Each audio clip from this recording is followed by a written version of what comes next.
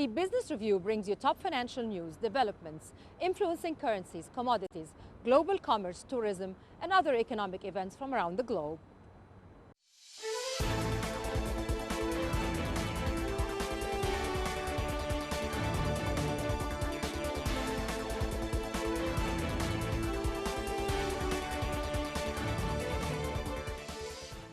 China's non-financial outbound direct investment, or ODI, in countries along the Belt and Road Initiative has reached $14.1 billion in the first 10 months of 2020. Despite the increased investment along the Belt and Road countries, a data released by Ministry of Commerce showed the country's total ODI total dropped 3.2% to about $91.5 billion from January to October compared to the same period last year. China has also dispatched 231,000 labor workers to labor service corporation schemes, bringing the total number of laborers working abroad to 631,000.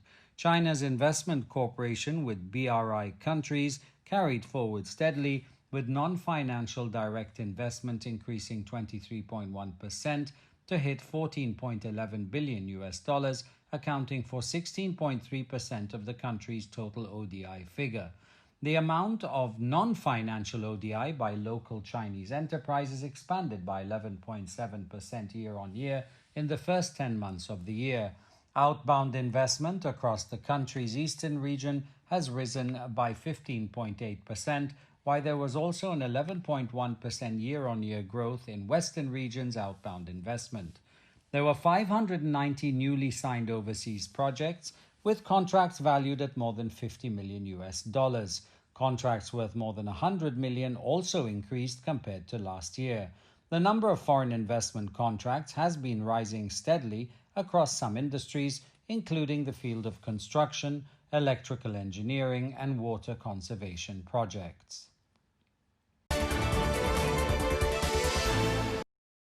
Around 1.12 million investors in China opened accounts to trade in stocks on the Shanghai and Shenzhen bourses in October. The figure is an increase of 41.11% from the same period last year, according to the China Securities Depository and Clearing Corporation Limited. The number of newly signed-up investors has exceeded 1 million for the past 8 months, with the total number of new stock trading accounts from January to October standing at 14.87 million. Account openings are seen as a barometer of stock market sentiment. The strong performance of the Chinese mainland stock markets has seen many investors rush to open stock trading accounts in recent months. Meanwhile, the surge in new accounts has also driven up market activity. Data from Wind, a financial data provider in China, shows that from December last year to November this year, the monthly turnover of A shares exceeded about $1.5 trillion for 12 consecutive months.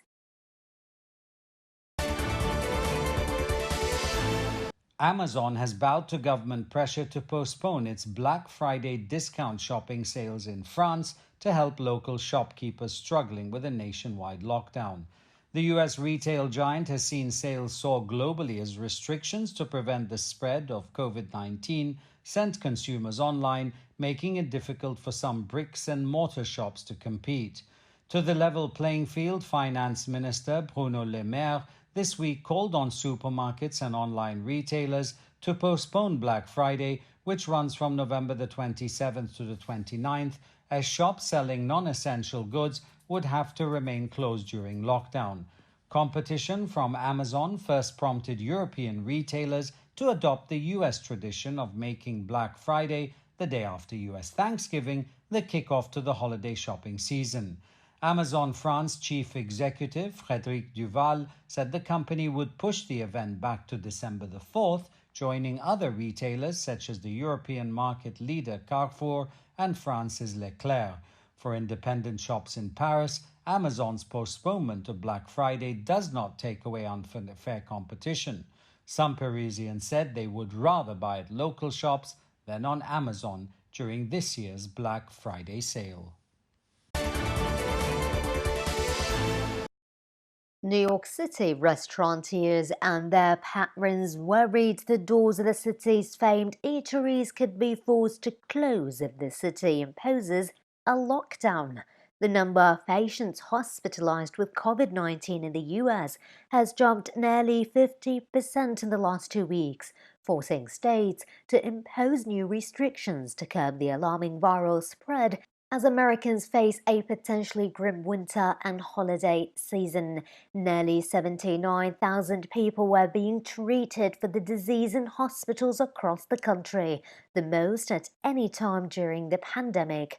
The acceleration has forced a spate of new school and business closings to slow community spread, upending lives of Americans once again.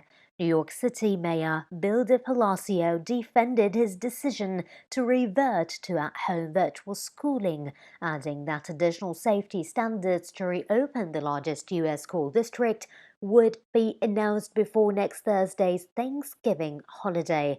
The mayor also said he expected the state would shut down indoor dining at gyms in his city within a week or two, given the current rate of infections. Stringent measures were going into effect across the country this week as the U.S. COVID-19 death toll passed 250,000, the highest in the world. More than 20 states have passed sweeping restrictions this month. In opening remarks at a virtual summit of Asia-Pacific leaders, the Malaysian Prime Minister Muhyiddin Yassin said the bloc's top priority should be to reaffirm its support and commitment for a rules-based multilateral trading system. The leader of the 21-nation Asia-Pacific Economic Cooperation APEC, joined by U.S. President Donald Trump and the Chinese president, were expected to discuss the pandemic and the global economic recovery amid lingering trade differences. Asia-Pacific leaders have called for more open and multilateral trade to support recovery and warned against protectionist trade policies. At the last APEC summit in 2018, member countries failed to agree on a joint communique for the first time in the bloc's history, as the United States and China disagreed on trade and investments. Other leaders who joined the virtual meeting include the New Zealand Prime Minister Jacinda Ardern, Japanese Premier Yoshihide Suga, Russian President Vladimir Putin, and the Canadian Prime Minister Justin Trudeau.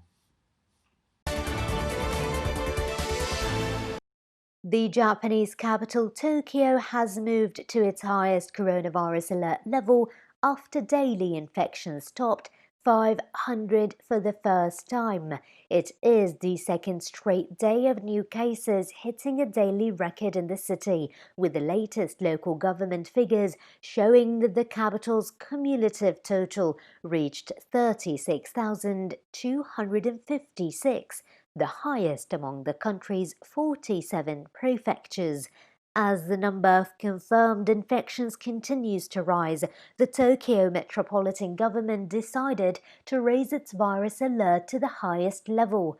The 4-level virus warning system was introduced on July 2nd. The highest level was last used in September before being lowered to the second highest level, which urged that caution is necessary against a resurgence of infections. However, Tokyo's alert system only reflects the latest infection situation and has no legal weight.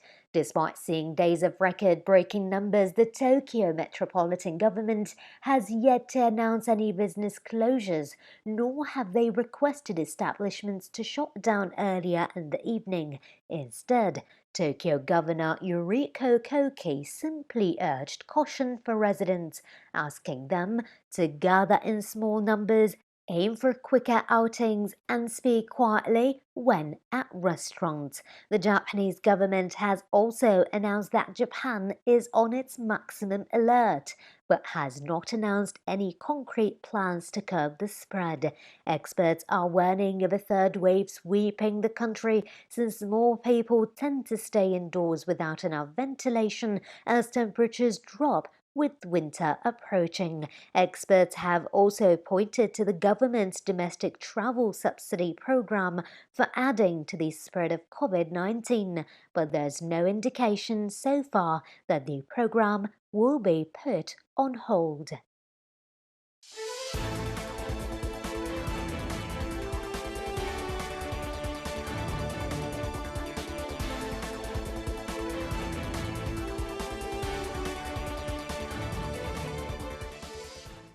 This brings us to the end of this episode of Business Review. We hope to see you again tomorrow with news of stock markets, economic conferences, commodities, currencies, regional and international financial matters, and more.